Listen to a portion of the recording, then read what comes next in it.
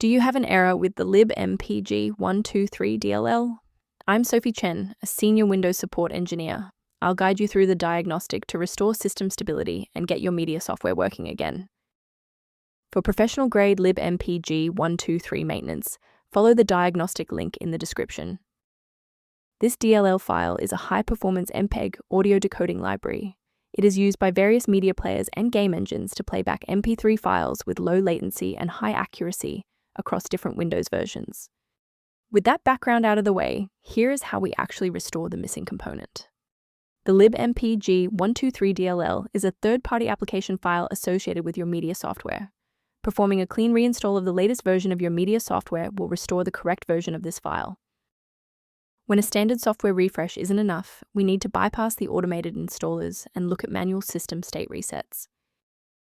A standard reboot clears out temporary memory conflicts and gives the Windows loader another chance to properly register the Libmpg123 component during startup. Before you restart, bookmark this video or hit the like button. It makes it much easier to find this tutorial in your history so you can pick up exactly where we left off.